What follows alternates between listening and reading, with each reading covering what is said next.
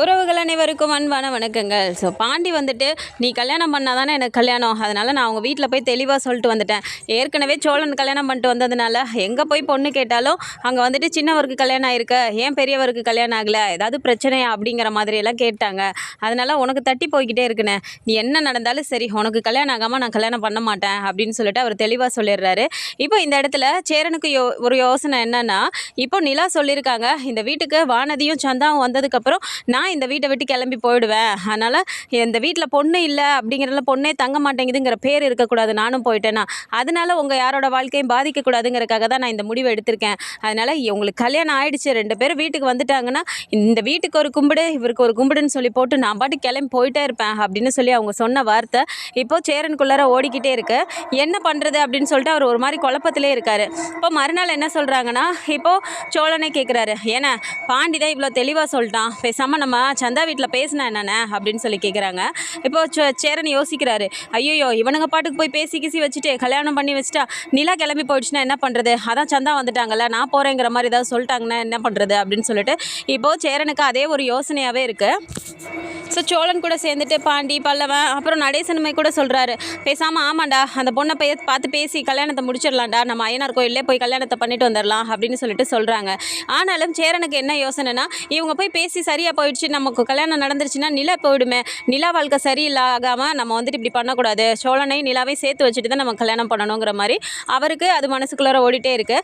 இருந்தாலும் வீட்டில் இருக்கவங்க போய் பேசலாம் அப்படின்னு சொல்லும்போது இப்போ சேரன் என்ன சொல்லிடுறாரு, இல்லை நீங்கள் போய் யாரும் எதுவும் பேச வேண்டாம், நானே அனிஷ் கிட்ட பேசுகிறேன் அப்படின்னு சொல்லி சொல்கிறாரு. அப்போ நடேசன் கேட்குறாரு, ஏண்டா உன் கல்யாணத்துக்கு நீயே போய் பேசுவியா, அப்புறம் எதுக்குடா வீட்டில் நாங்களாம் இருக்கோம் அப்படின்னு சொல்லி சொல்கிறாங்க.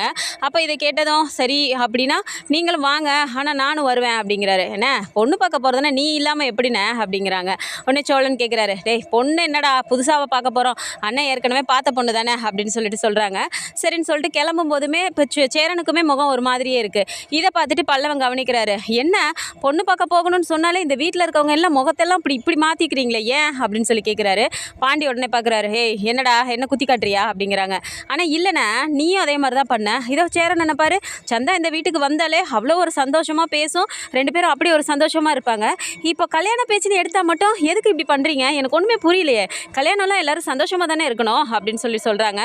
உடனே சேரனை பார்த்துட்டு, என்னண்ணே இவன் இப்படிலாம் சொல்லிட்டு இருக்கான் நீ மன அப்படிங்கிறாங்க. டே அதெல்லாம் ஒன்றும் இல்லைடா அப்படிங்கிறாரு. நிலா அதையுமே பார்க்குறாங்க. சரின்னு சொல்லிட்டு இங்கேருந்து கிளம்பிடுறாங்க. கிளம்பும்போது இப்போ சோழன் நிலா அப்புறம் சேரன் 3 பேருமே அவங்க வீட்டுக்கு போகிறாங்க.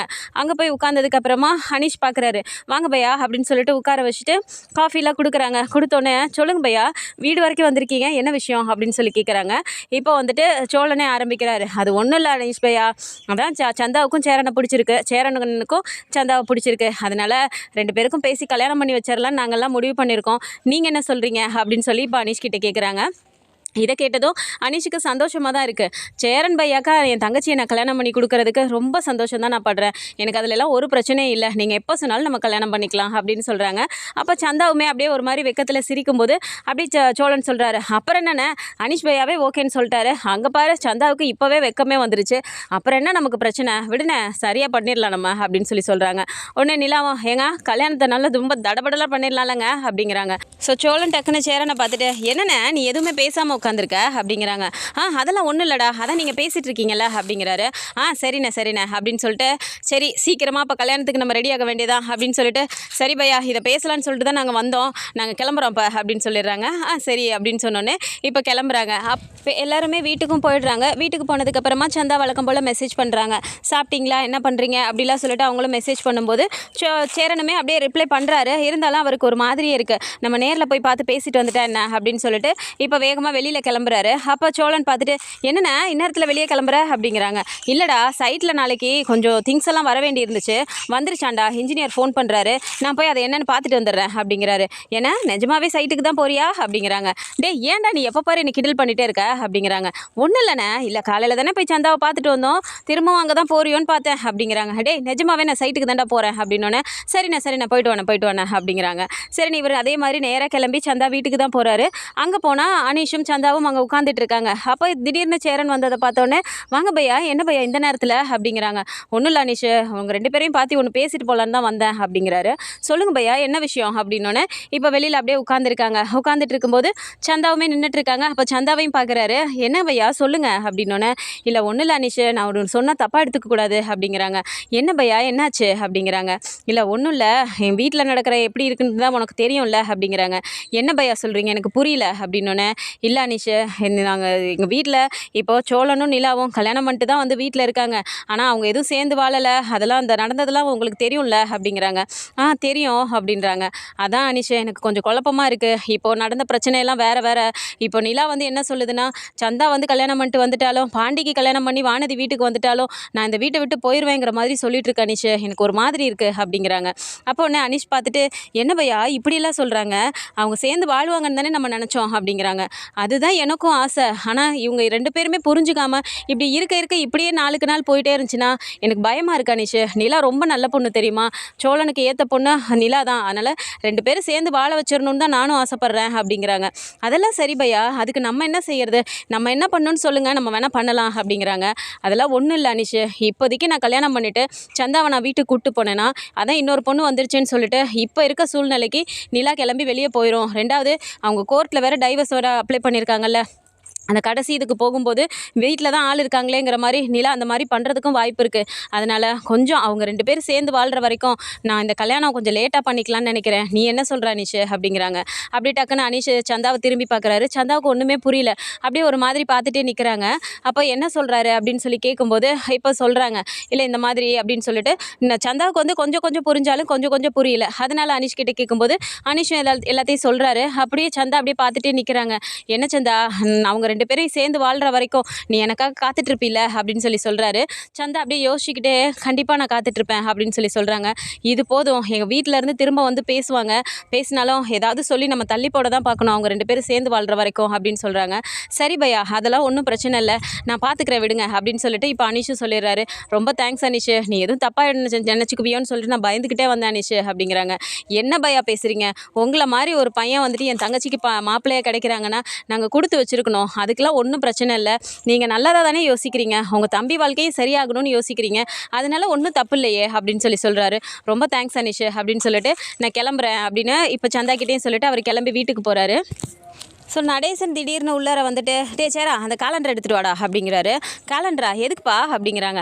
எடுத்து கொடுறா அப்படின்னோடனே சரி நீ எடுத்து கொடுக்குறாங்க. அதை வாங்கி பார்த்துட்டு, ஏண்டா சேரா இந்த மாதத்தில் விட்டுட்டா அடுத்த மாதத்தில் வந்துட்டு கடைசியில் தான் வந்துட்டு நல்ல முகூர்த்தமாக இருக்குது, அதனால் இந்த முகூர்த்தத்தில் உங்களுக்கு முடிச்சிட்டா என்ன அப்படின்னு சொல்லி கேட்குறாங்க.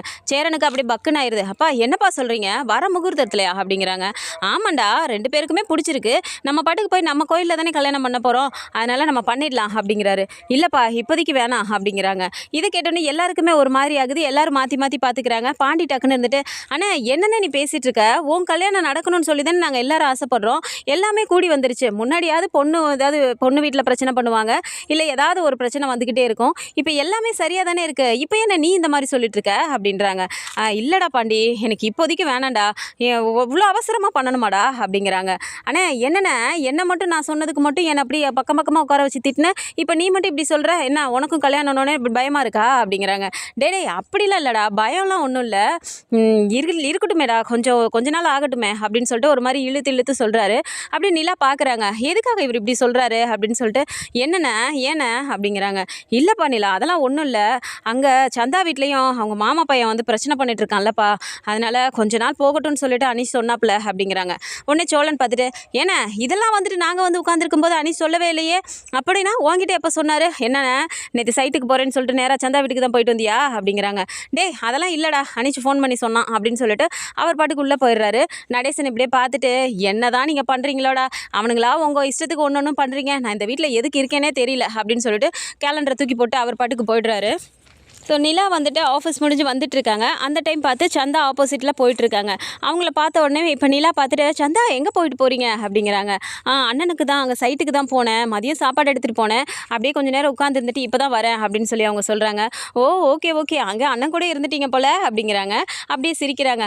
அப்புறம் ஜாலி தான், கல்யாணம் ஆக போகுது, நீங்கள் வீட்டுக்கு வந்துட்டீங்கன்னா அப்பாடா" அப்படிங்கிறாங்க. அப்படியே சந்தா பார்த்துட்டே இருக்காங்க. "என்ன சந்தா, ஹாப்பி தானே நீங்கள்?" அப்படிங்கிறாங்க. ஓகே தான்" அப்படின்ற மாதிரி அவங்க சொல்கிறாங்க. "என்னாச்சு, உங்கள் முகமே சரியில்லையே, ஏன் இப்படி பேசிகிட்டு இருக்கீங்க?" அப்படிங்கிறாங்க.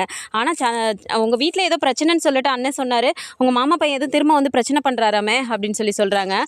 சந்தாவுக்கு புரியல, எதுக்கு இப்படி சொல்கிறாங்க அப்படின்ட்டு. "இல்லையே" அப்படின்னு சொல்லிடுறாங்க. இல்லையே அண்ணா அப்படி தானே வீட்டுக்கு வந்து சொன்னார் அப்படின்னு சொன்னோன்னே இப்போ சந்தா யோசிச்சுட்டு, ஒருவேளை இதனால தான் சொல்லியிருப்பார் போல இருக்கு அப்படின்னு சொல்லிட்டு அவங்க ஏதோ சொல்லி சமாளிக்கிறாங்க. அப்போவே நிலாவுக்கு புரியுது, இல்லை ஏதோ ஒன்று நடந்திருக்கு, எதுக்காக இப்படி மாற்றி மாற்றி 2 பேரும் பேசிகிட்டு இருக்கீங்க, என்னதான் நடந்துச்சு அப்படின்னு கேட்குறாங்க. "இல்லை அதெல்லாம் எதுவுமே இல்லை" அப்படின்னு சொல்கிறாங்க. இந்த மாதிரி நிஜமாவே பிரச்சனை தான், எங்கள் மாமா பையன் வந்து பிரச்சனை பண்ணான் அப்படிங்கிற மாதிரி அவங்களும் ஹிந்தியில் கொஞ்சம் தெரிஞ்ச அளவுக்கு சொல்கிறாங்க. நிலாவுக்கு கொஞ்சம் கொஞ்சம் புரியுது. அப்போவுமே வந்து அப்படியே ஒரு மாதிரி யோசனையிலேயே, "என்ன பிரச்சனை, கல்யாணம் பண்ணிக்கிறதுக்கு உங்கள் 2 பேருக்கு சம்மதம் தானே?" அப்படிங்கிறாங்க. எனக்கு அவரை ரொம்ப பிடிக்கும்" அப்படிங்கிற மாதிரி சொல்கிறாங்க. "சரி அப்புறம் என்ன பிரச்சனை?" அப்படிங்கிறாங்க. "நிஜமாவே நாங்கள் 2 பேர் சேர்ந்து வாழணும்னு நீங்கள் ஆசைப்படுறீங்களா?" அப்படின்னு கேட்குறாங்க. அப்படி நிலா யோசிக்கிறாங்க. "என்ன சொல்கிறீங்க, ஏன் இப்படி பேசுகிறீங்க, அண்ணன் கல்யாணம் பண்ணணுன்னு தானே நாங்கள் ஆசைப்பட்றோம்" அப்படிங்கிறாங்க. "அப்படின்னா நீங்கள் சேர்ந்து வாழணும், நான் வந்ததுக்கப்புறம் நீங்கள் அந்த வீட்டை விட்டு போயிடுவேன்னு சொன்னீங்களா?" அப்படின்னு கேட்குறாங்க. அப்படியே நிலாவுக்கு ஷாக் ஆகுது. "இதெல்லாம் யார் சொன்னா உங்களுக்கு?" அப்படின்னோடனே, "அவர் தான் சொன்னார்" அப்படின்னு சொல்கிறாங்க. அப்போவே ஒரு மாதிரி யோசிக்கிறாங்க. "ஆமாம், நான் வந்தோடனே நீங்கள் வீட்டை விட்டு போயிடுவீங்கன்னு சொன்னீங்களா, அதனால் நீங்கள் எப்போ சேர்ந்து வாழ்கிறீங்களோ அப்போ தான் எங்களுக்கு கல்யாணம்னு சொல்லிட்டு அவர் சொல்லிட்டாரு" அப்படின்னு சொல்லிட்டு இப்போ சந்தா அவங்களுக்கு தெரிஞ்ச மாதிரி சொல்லிடுறாங்க. அதுவும் நிலாவுக்கு புரியுது. அப்படி நிலா யோசிச்சுக்கிட்டே, "சரி ஓகே சந்தா, நான் கிளம்புறேன்" அப்படின்னு சொல்லிட்டு இப்போ வீட்டுக்கு வந்துடுறாங்க. வீட்டுக்கு வந்தால் ஒரு மாதிரி உம்முனே உட்காந்துட்டு இருக்காங்க. சேரனும் வந்துட்டு, "டீ வேணுமாப்பா, அதுப்பா இதுப்பான்னு" சொல்லி ஒன்றா போய் பேசுகிறாரு. அவங்க ஒரு மாதிரி கான்சென்ட்ரேட் பண்ணாத மாதிரி ஒரு மாதிரி யோசிச்சுக்கிட்டே பேசிகிட்டு இருக்காங்க. அப்போவே போய் கேட்குறாரு சேரன், "என்ன பண்ணிலா, ஏன் ஒரு மாதிரியே இருக்க, ஏன் இப்படி பேசிகிட்டு இருக்க?" அப்படிங்கிறாங்க. "தலைவலிக்குதாப்பா, காஃபி ஏதாவது தரவா?" அப்படின்னும்போது, "இல்லைண்ணே அதெல்லாம் ஒன்றும் இல்லை" அப்படிங்கிறாங்க. டக்குன்னு, "ஏன்னா நீங்கள் கல்யாணம் பண்ணாததுக்கு காரணம் நான் தானா?" அப்படிங்கிறாங்க. "இப்பா நிலா, ஏன்பா நீ திடீர்னு இப்படி கேட்குற?" அப்படிங்கிறாங்க. "நான் வரும்போது சந்தாவை பார்த்தேனே, சந்தா எல்லாமே என்கிட்ட சொல்லிட்டாங்க" அப்படின்னோடனே அப்படியே யோசிக்கிறாரு. வீட்டில் இருக்க எல்லாருமே அப்படியே பார்க்குறாங்க. "சந்தா கிட்ட சொன்னச்சா அண்ணன், என்ன சொன்னச்சான்?" அப்படின்னு கேட்குறாங்க. சந்தா கிட்ட போய் அண்ணன் சொல்லியிருக்காரு, "இவங்க கல்யாணம் பண்ணிட்டு வந்தா நான் வீட்டை விட்டு கிளம்பி போயிடுவேன் அன்றைக்கி சொன்னேன்ல, அதனால நான் வீட்டை விட்டு போகக்கூடாதுன்னா அண்ணன் கல்யாணமே பண்ண மாட்டாராம்" அப்படின்னு சொல்லியிருக்காங்க. உடனே, "ஏன்னா அப்படியே சொன்னேன்?" அப்படின்னு கேட்குறாங்க. டேய் நான் அப்படிலாம் சொல்லடா, நான் கல்யாணம் பண்ண மாட்டேன்லாம் சொல்லலை. நிலா வந்துட்டு வீட்டில் நீங்கள் 2 பேரும் சேர்ந்து வாழ ஆரம்பித்ததுக்கப்புறம் நம்ம கல்யாணம் பண்ணிக்கலாம்னு சொல்லி நான் சொன்னேன்டா, வேறு எதுவும் சொல்லலடா அப்படிங்கிறாங்க. நிலா வந்து அப்படியே பார்த்துட்டு, "அண்ணா ஏன்னா எனக்காக நீங்கள் யோசிக்கிறீங்க, உங்களுக்கு தான் நல்லா தெரியுதுல்ல, நீங்கள் கல்யாணம் பண்ணணும் முதல்ல" அப்படிங்கிறாங்க. "நிலா நான் சொல்கிறேன்னு தப்பாக எடுத்துக்காதப்பா, உனக்கு நாங்கள் சொல்கிறது ஏதோ உன்னை வந்து ரொம்ப கட்டாயப்படுத்தி வலுக்கட்டாயமாக ஏதோ பண்ண வைக்கிற மாதிரி இருக்கும், ஆனால் கொஞ்சமாவது புரிஞ்சுக்கோப்பா" அப்படிங்கிறாங்க. "என்னென்ன?" அப்படிங்கிறாங்க. "நான் கல்யாணம் பண்ணிக்கணும் நீ இவ்வளோ ஆசைப்படுறீல்லப்பா, நம்ம குடும்பம் இவ்வளோ நல்லா இருக்கணும்னு நீ ஆசைப்படுறீல, நீ நல்லா வாழணும்னு சொல்லி நாங்கள் ஏன்ப்பா ஆசைப்படக்கூடாது" அப்படிங்கிறாங்க. "அண்ணா எனக்கு என்னண்ணா, நான் நல்லா தானே இருக்கேன்" அப்படிங்கிறாங்க. டக்குன்னு நடேசன் வந்துடுறாரு. "ஏம்மா நல்லா இருக்கேன்னா எங்கம்மா நீ நல்லா இருக்க, இந்த வீட்டில் நீ நல்லா இருக்க, இதை விட்டு நீ வெளியே போயிட்ட அப்படின்னா எப்படிம்மா நீ நல்லா இருப்ப" அப்படிங்கிறாங்க. "ஏன் அங்கிள் இப்படி பேசுகிறீங்க" அப்படிங்கிறாங்க.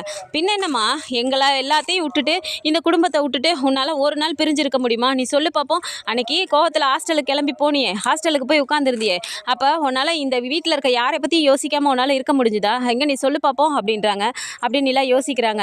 "அதுதாம்மா வாழ்க்கை, தனியாக போய் வாழ்கிறது எந்த அதுவும் கிடையாது. நீ இப்போ கிளம்பி போயிட்டீனாலும் நேராக உங்கள் அப்பா அம்மா வீட்டுக்கு போவங்கிறியா, அங்கேயும் போக மாட்டேன், அங்கே போனாலும் உன்னை திரும்பவும் அந்த சூர்யாக்கே கல்யாணம் பண்ணி வைப்பாங்க, அந்த வாழ்க்கை உனக்கு பிடிக்கவே பிடிக்காது. இப்போ சோழனை வேணான்னு சொல்லிட்டு நீ போயிட்ட அப்படின்னாலும் சரிம்மா, சோழனை தான் உனக்கு பிடிக்கலன்னு சொல்கிற, இந்த வீட்டில் இருக்க எங்களையுமாம்மா உனக்கு பிடிக்கல" அப்படிங்கிறாங்க.